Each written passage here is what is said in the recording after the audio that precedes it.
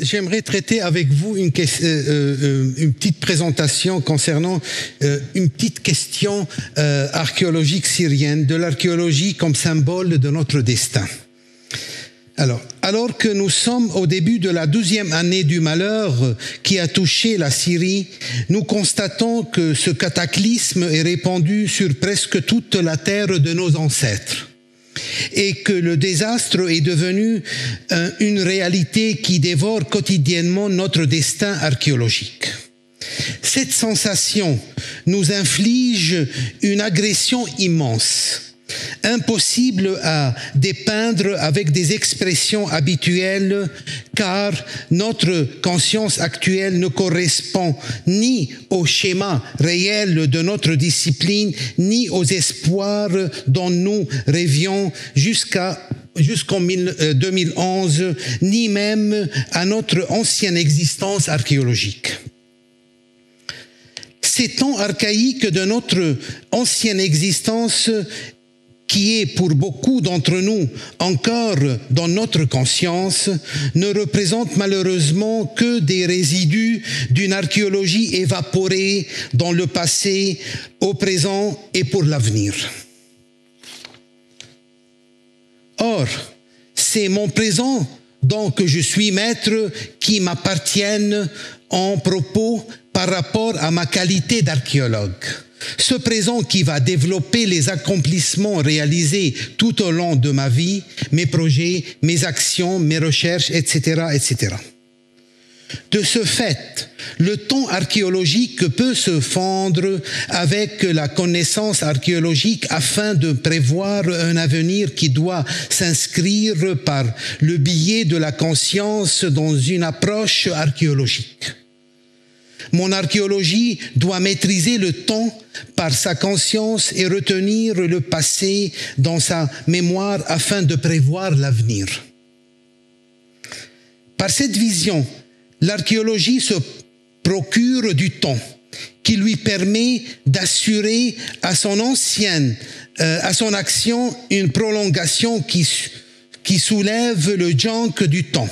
C'est en ce sens que Ernest Renan dit, pendant sa mission de Phénicie en 1860, ma tâche devrait se borner à ouvrir la série des explorations profondes dans le sol syrien, à vérifier et à suivre en détail ce que d'ingénieux et savants voyageurs ont déjà entrevu, à trouver quelques lois générales qui servent de fil pour les travaux futurs. Fin citation. Cette réflexion appliquée au temps archéologique syrien pèse fortement en ce moment sur notre discipline. Elle relève les tendances à minimiser le désastre et à en faire un événement.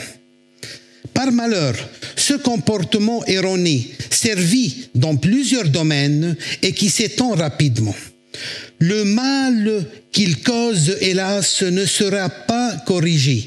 Au contraire, il va se prolonger pour nourrir une philosophie de terreur, puisqu'il ne va pas profiter des erreurs commises durant 2 décennies de nos voisins irakiens. Au contraire, dans une certaine mesure, ce comportement a le dessus par son ignorance, le dessus par son incurie, le dessus par son abominable mépris de la réalité.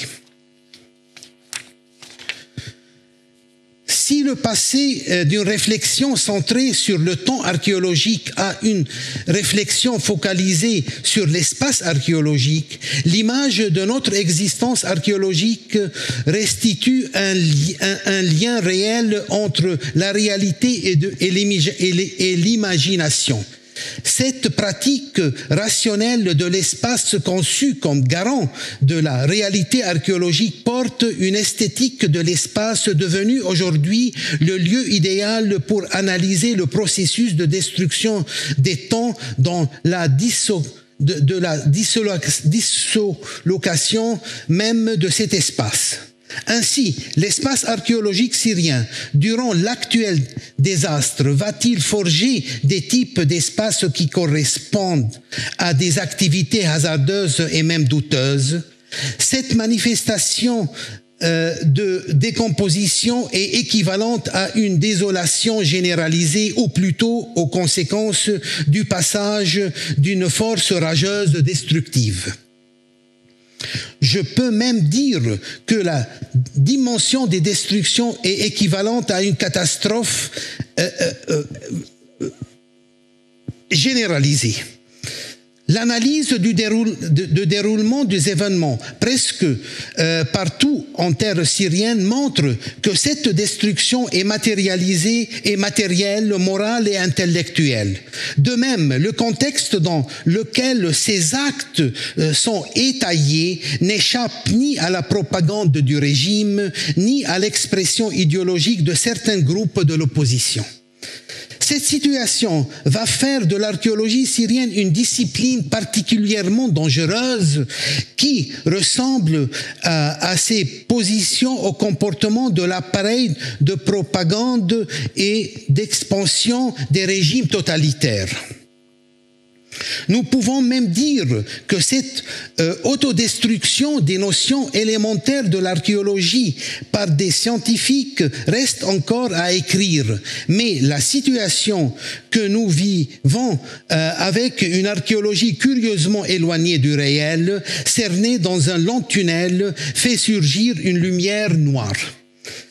C'est une archéologie dissociée de son contexte, une archéologie devenue étrangère à elle-même. C'est l'espace par excellence des choses mystérieuses, suscitées par des forces énigmatiques où elles se transforment en une sorte de succession de scènes maléfiques. De ce fait, notre espace archéologique est exclu de la sphère de son cadre vital. Il a perdu, après 10 années de guerre, son autonomie. Ces troubles identitaires s'accentuent sous l'effet d'une solitude mortelle, démunie de toute potentialité d'action et exclue de son champ d'opération. Cet espace archéologique n'a plus autour de lui qu'une vision destructive vigoureuse qui le déposère de toute initiative. Il enferme derrière son existence une devenue la cicatrice d'elle-même, et est devenue la cicatrice elle-même. Les prédateurs de ce désastre l'ont parfaitement compris. Pour être vraiment efficace, la fabrique de la terreur archéologique suppose l'abolition de toute valeur afin de reproduire les conditions d'une existence de tension, de contradiction et de querelle en programmant un destin archéologique aveugle. L'histoire des destructions de Palmyre illustre exactement ce comportement. Autant qu'arme de pression psychologique et culturelle, la ville a offert ses ruines à un bourreau redoutable, selon un code mystérieux. Dans une phase qui a précédé le processus de la fractionnement de sa mémoire, les ruines les plus prestigieuses ont fait l'objet d'un chantage qui avait une visée politique. Ce scénario bien pensé fut exécuté en plusieurs feuilletons bien médiatisés. C'est la terreur que les défenseurs de notre archéologie ont voulu transmettre. Une terreur qui fut suivie d'un génocide archéologique perpétré en provoquant par une spectacle de destruction un effet horrible. Précisons à ce propos que le rôle joué par une certaine catégorie d'archéologues et de savants résume parfaitement un engagement en faveur d'expressions culturelles conduites par une propagande d'autodestruction. Tout d'abord, ils ont été forcés de rester observateurs, puis on les a invités à participer à une comédie de sauvegarde associée à une mise en scène qui prouve le crime dans sa triste réalité. Malheureusement, ces prédateurs cherchent avec des moyens colossaux à détruire les assises nobles d'une discipline implantée dans une terre depuis plusieurs décennies.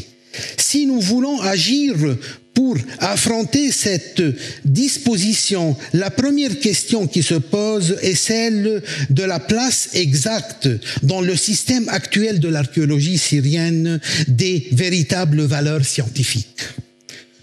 Nos aspirations pour l'application d'une éthique archéologique nous obligent à reformuler le système actuel qui repose entièrement sur une attitude délibérée qui consiste à intégrer l'action archéologique dans un dispositif politique autoritaire et une idéologie dogmatique.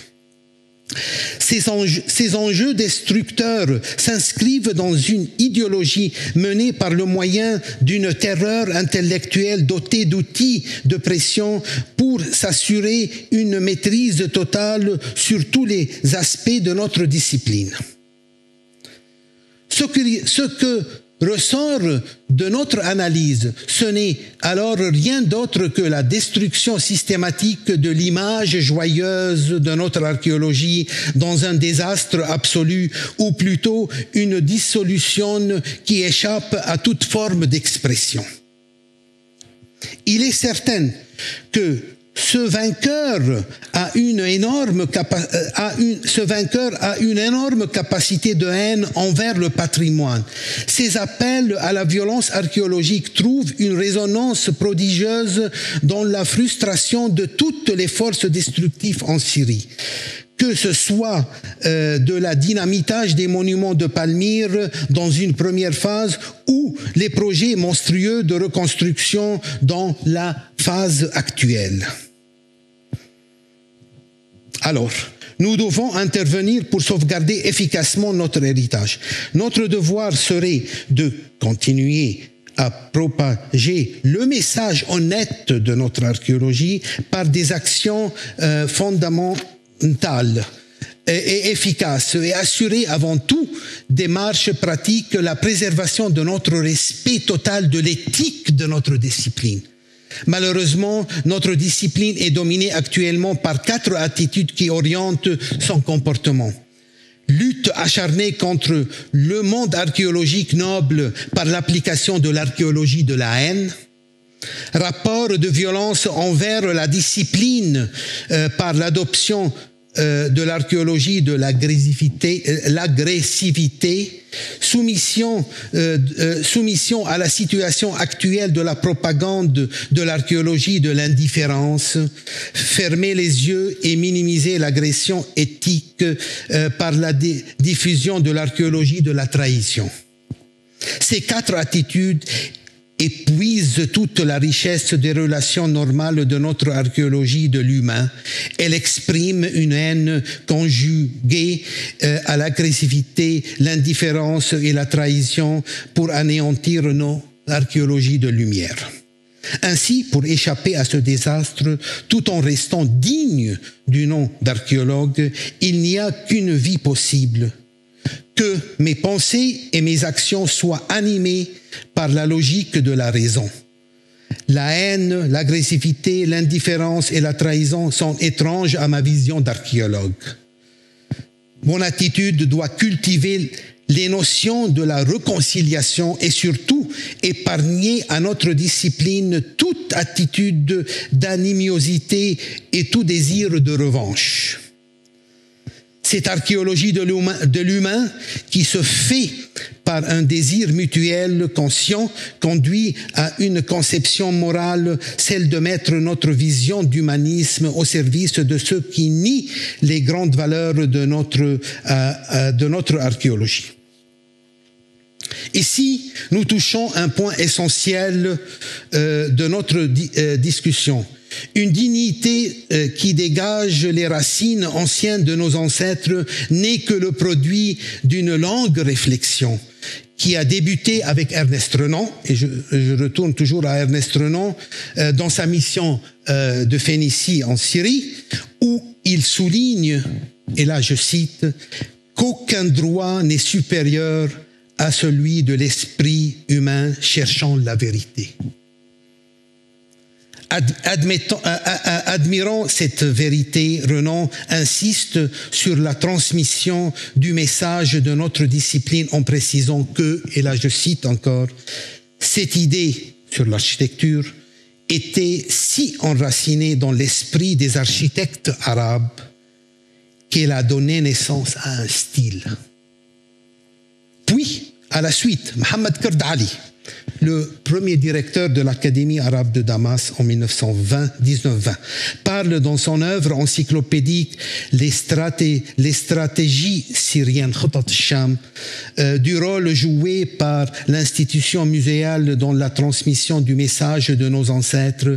Ainsi, il précise ce message il y a presque un siècle par une réflexion rigoureuse. Et là, je cite, « Ce n'est pas un crime que le musée soit la première semence de ce terreau fertile préparé pour le développement et l'enrichissement au profil des générations qui élargit son horizon et éveillant les esprits, les yeux et les espoirs en se considérant l'importance de l'impact des œuvres transmises par nos ancêtres. » Et là, je termine avec l'émir Ja'far al-Hassani, le premier directeur et premier conservateur du musée de Damas, qui était le petit-fils de l'émir Abdelkader, qui valorise dans ce cadre précis l'héritage ancien de la terre syrienne, qui plonge dans ses racines et engendre une véritable authenticité. Il rappelle que la Syrie a le droit de chérir sa place historique et sa grande contribution à la construction de la civilisation humaine dont le monde jouit à ce jour. Et voici ces monuments et ces musées qui sont riches par leurs chefs-d'œuvre, les meilleurs témoins de ce que nous disons. Le grand mérite de ces citations, d'avoir témoigné que notre archéologie brille d'un humanisme éblouissant qui va générer une véritable éthique de sincérité et de fidélité à soi-même.